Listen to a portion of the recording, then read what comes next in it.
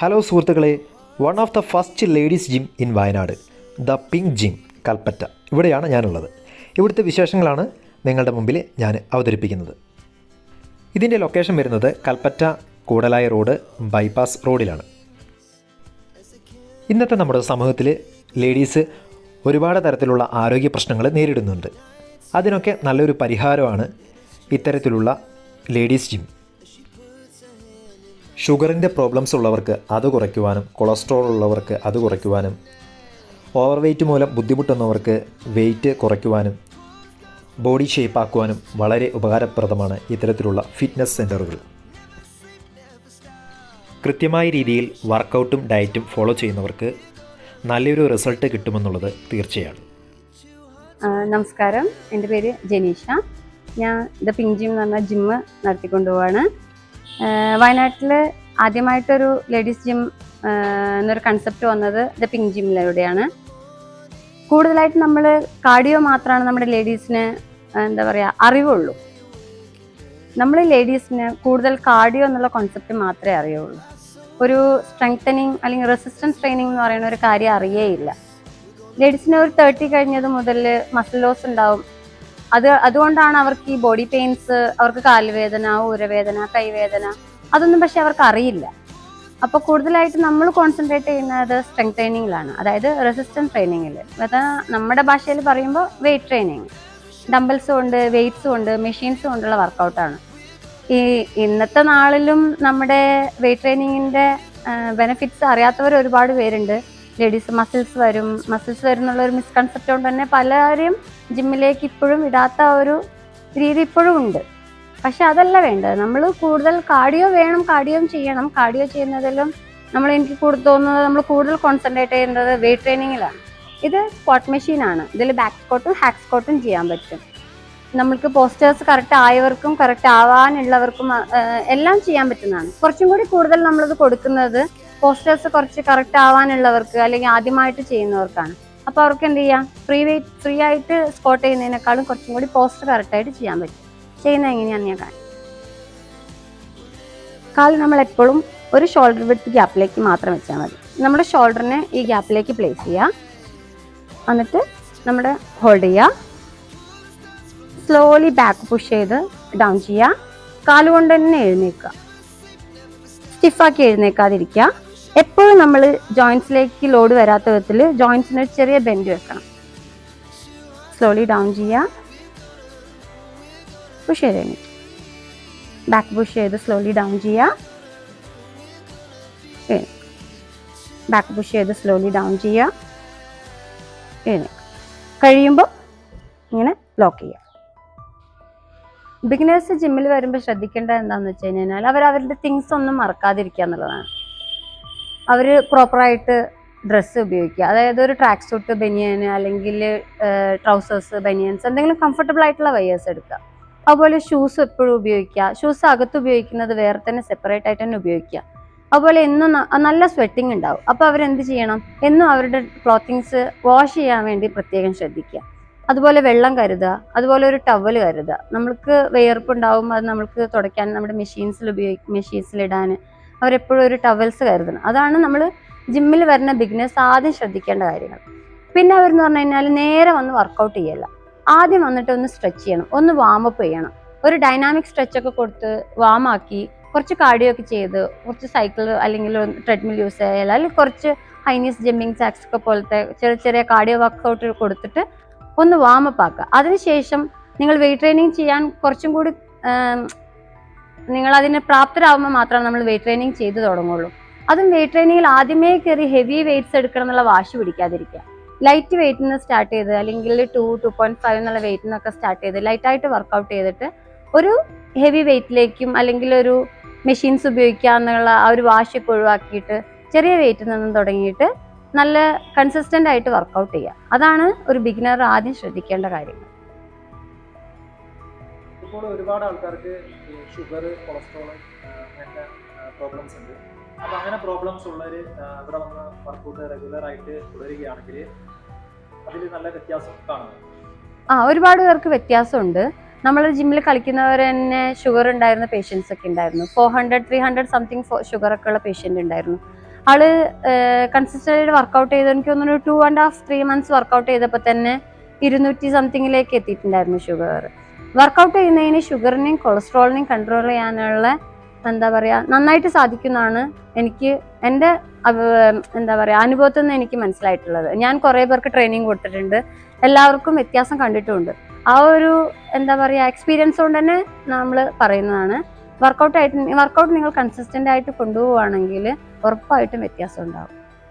ഇപ്പോൾ ഒരുപാട് ആൾക്കാർക്ക് ബെല്ലി ഫാറ്റിന്റെ പ്രോബ്ലംസ് കണ്ടുവരുന്നു. ഈ ബെല്ലി ഫാറ്റ് കുറഞ്ഞെങ്കിൽ വർക്കൗട്ട് ചെയ്തിട്ടുണ്ടെങ്കിൽ പഴയ ഈ ഷേപ്പിലേക്ക് മാറാനായിട്ട് ഈ ബെല്ലി ഫാറ്റ് അല്ലെങ്കിൽ തൈസിൽ ഫാറ്റ് അങ്ങനെ ഒരു സ്പോട്ട് റിഡക്ഷൻ എന്ന് പറഞ്ഞ ഒരു പരിപാടിയേ ഇല്ല. അങ്ങനെ ഒരു കാര്യമില്ല. നമ്മളുടെ നാട്ടിലെ ഉള്ളവരുടെ ഏറ്റവും വലിയ അബദ്ധധാരണ എന്ന് പറയുന്നത് അങ്ങനെയാണ്. എനിക്ക് ഇവിടെ കുറഞ്ഞാൽ മതി, എനിക്ക് അവിടെ കുറഞ്ഞാൽ മതി, എനിക്ക് ഇത്ര മാത്രമേ കുറയാനുള്ളൂ എന്ന് പറഞ്ഞിട്ട് വരും. നമ്മൾ വർക്കൗട്ട് ചെയ്യുമ്പോൾ എന്ന് പറഞ്ഞു കഴിഞ്ഞാൽ ടോട്ടൽ ബോഡി ഫാറ്റിൽ നിന്നാണ് ഫാറ്റ് ഡൗൺ ആവുന്നത്. അത് അല്ലാതെ നമ്മൾ ഒരു സ്പോട്ടിന് മാത്രം കളിക്കുക, സ്പോട്ട് മാത്രം കുറയ്ക്കുക, അല്ലെങ്കിൽ തൈസ് മാത്രം കുറയ്ക്കുക, കൈ മാത്രം കുറയ്ക്കുക, വയറ് മാത്രം കുറയ്ക്കുക, അങ്ങനെ ഒരു കൺസെപ്റ്റേ ഇല്ല. അത് നമ്മുടെ നാട്ടിലുള്ളവരുടെ ഏറ്റവും വലിയ അബദ്ധധാരണയാണ്. ടോട്ടൽ ബോഡി ഫാറ്റ് ബേൺ ആകുമ്പോൾ അതങ്ങനെ കുറയും. പിന്നെ നമ്മൾ വർക്കൗട്ട് ഞാൻ പറഞ്ഞില്ലേ, എപ്പോഴും നമ്മളുടെ വർക്കൗട്ടിൽ നമ്മൾ കൺസിസ്റ്റന്റ് ആയിട്ട് ഇരിക്കണം. അപ്പൊ നമ്മൾക്ക് സ്വാഭാവികമായിട്ടും നമ്മൾക്ക് നമ്മുടെ എന്താ പറയാ യഥാർത്ഥ ഷേപ്പിലേക്ക് വരാൻ പറ്റും. പിന്നെ നമ്മൾ ഒരാളെ കണ്ടിട്ട് നമ്മൾ എനിക്ക് അതുപോലെ ആവണം, കുറെ ജനറ്റിക്സ് ആണ്, അതും ഒരു ഫാക്ടർ ആണല്ലോ. ആളുടെ ഷേപ്പിലേക്ക് തന്നെ നമുക്ക് വരാൻ പറ്റില്ല. നമുക്ക് നമ്മളതിനെ നന്നാക്കാനേ പറ്റുള്ളൂ. അല്ലാതെ നമ്മൾക്ക് ഇന്ന പോലെ തന്നെ ഒരാളെ പോലെ ആവണം എന്നൊന്നും പറയാൻ പറ്റില്ല. അതൊക്കെ ജനറ്റിക്സ് ആണ്. അത് നമ്മുടെ ഷേപ്പിലേക്ക് നമുക്ക് നന്നായിട്ട് നമ്മൾ ഇമ്പ്രൂവ് ചെയ്ത് വരാൻ പറ്റും. പിന്നെ നമ്മൾ ബെല്ലി ഫാറ്റ് കുറയ്ക്കുക അല്ലെങ്കിൽ തൈസ് ഫാറ്റ് കുറയ്ക്കുക എന്നൊക്കെ പറഞ്ഞ് യൂട്യൂബിൽ ഇൻസ്റ്റാഗ്രാമിലൊക്കെ വീഡിയോസ് കണ്ടിട്ടാണ് കുറെ പേരും നമ്മളോട് ഇങ്ങനെ ചോദിക്കുന്നത്. അതൊക്കെ എന്ന് പറഞ്ഞാൽ അവരുടെ റീച്ച് കൂട്ടാനുള്ള ഓരോ കാര്യങ്ങളാണ്. അതൊക്കെ നമ്മുടെ അനാവശ്യമായിട്ട് നമ്മൾ മിസ്ലീഡ് ചെയ്യുക ചെയ്യുന്നത്. അങ്ങനത്തെ വീഡിയോസ് ഒന്നും കണ്ടിട്ട് നമ്മൾ ഒരു ജിമ്മിൽ പോയിട്ട് ഒരു ട്രെയിനറോടും ഒന്നും നമ്മൾ എൻ്റെ അവിടെ കുറയ്ക്കണം ഇവിടെ കുറയ്ക്കണം എന്നുള്ള യൂട്യൂബ് വീഡിയോസ് കണ്ടിട്ട് നിങ്ങൾ ഒരിക്കലും ആ ഒരു ഇതിലേക്ക് പോകരുത്. അതൊക്കെ ഒരു വീഡിയോ എടുക്കാൻ വേണ്ടി മാത്രം ചെയ്യുന്ന കാര്യങ്ങളാണ്. അല്ലാതെ ഒരു ഇന്ന വർക്കൗട്ട് ചെയ്താൽ ഒരു ഭാഗം കുറയും, അല്ലെങ്കിൽ വേറെ വർക്കൗട്ട് ചെയ്ത് കഴിഞ്ഞാൽ വേറെ ഭാഗം കുറയുന്ന ഒരു കൺസെപ്റ്റേ ഇല്ല.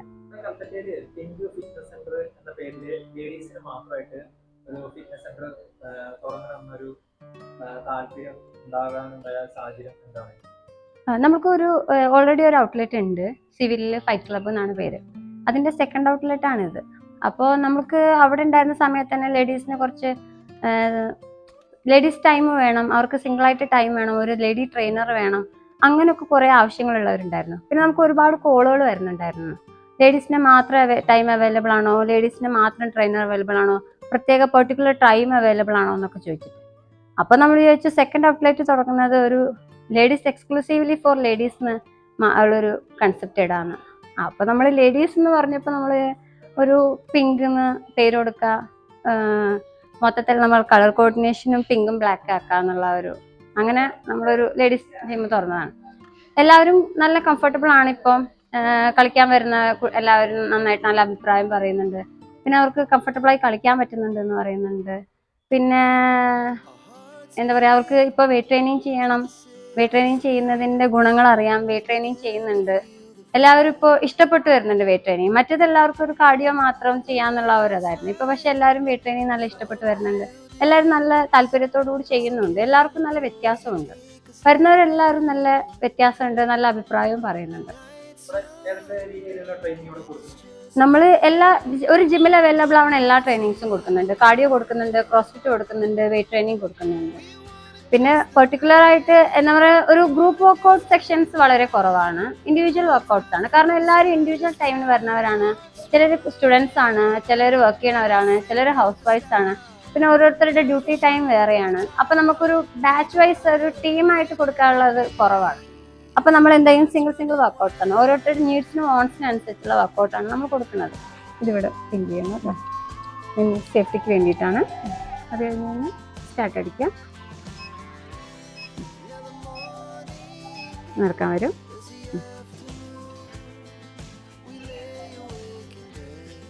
ഇവിടെ നിങ്ങളുടെ സ്പീഡ് കൂട്ടാനുള്ള ബട്ടൺ ഉണ്ട്, ഇവിടെ സ്പീഡ് കൂട്ടാനുള്ള ബട്ടൺ ഉണ്ട്.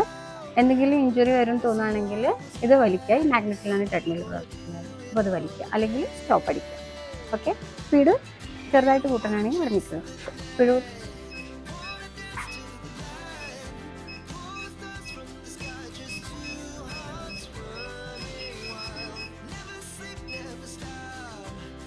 ഓക്കെ.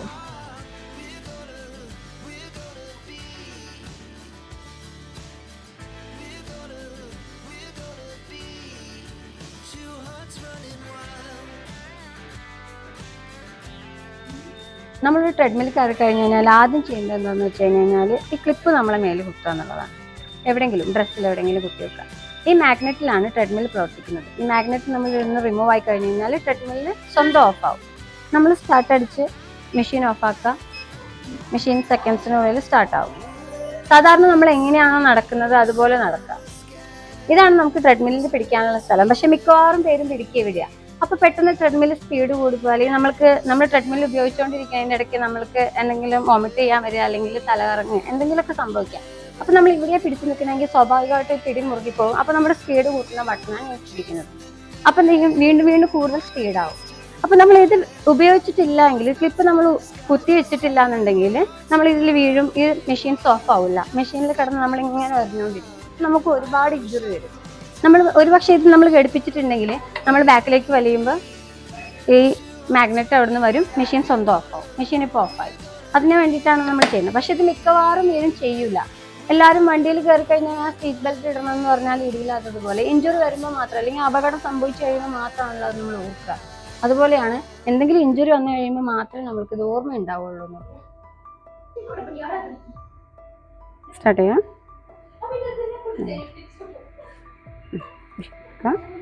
നേരെ കാണിച്ചു.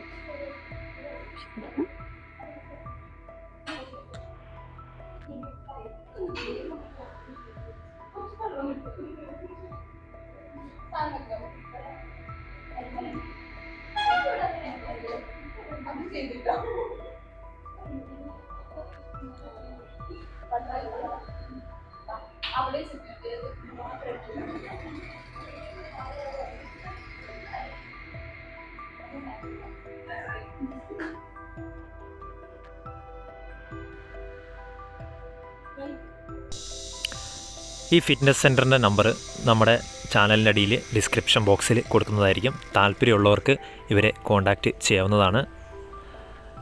മറ്റൊരു വീഡിയോ ആയിട്ട് കാണും വരെ എല്ലാവർക്കും ഗുഡ് ബൈ. അപ്പം വീഡിയോ ഇഷ്ടമായാൽ എല്ലാവരിലേക്കും ഷെയർ ചെയ്യുക, സബ്സ്ക്രൈബ് ചെയ്യുക, ലൈക്ക് ചെയ്യുക.